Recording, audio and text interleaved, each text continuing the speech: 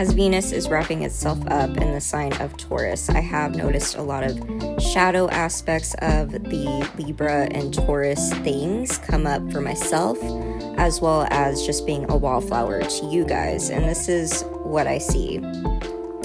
Be very, very careful of the things that you put into your body, the way you love yourself. Check yourself and how you might be loving others. For example, considering other people's love languages and operating more from a love-based, empathetic-based, compassionate-based position.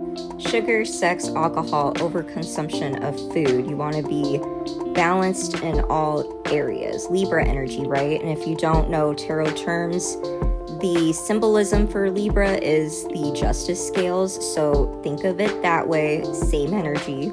Another interesting pattern that I noticed with this transit is getting your needs and your wants met.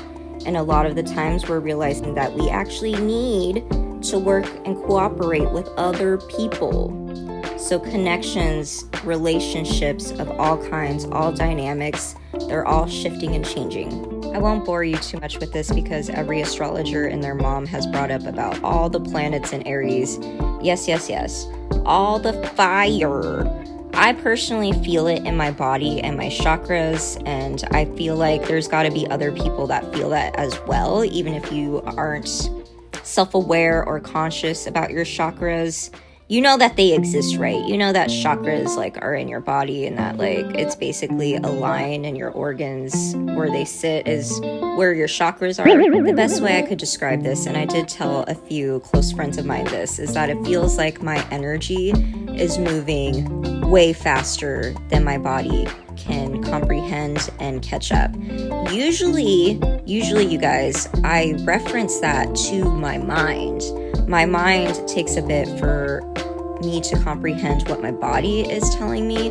Now it almost feels like my soul, spirit, my whole consciousness energy. Now Aries energy is very interesting. It is fire, obviously, but in tarot terms, it can be a few different archetypes. I personally like to refer Aries as the Page of Wands.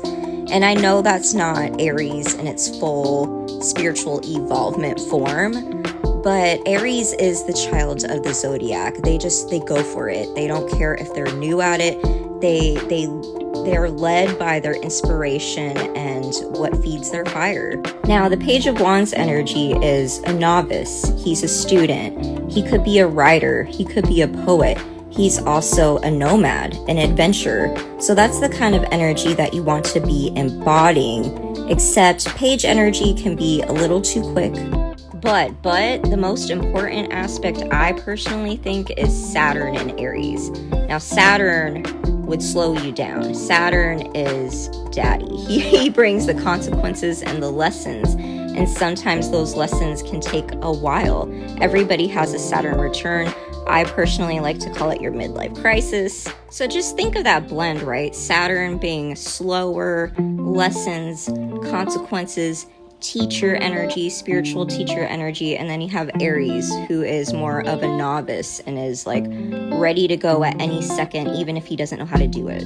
So the purpose of this shift is quite interesting. A lot of people will either feel inclusive or exclusive, and that is supposed to happen, although it can be painful in the way that it comes up, depending what's going on in your birth chart.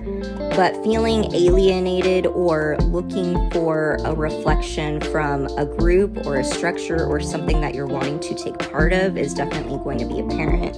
I think we might be surprised by the developments of what will come from this transit, because it would speak of creating a challenge or using a challenge to force change.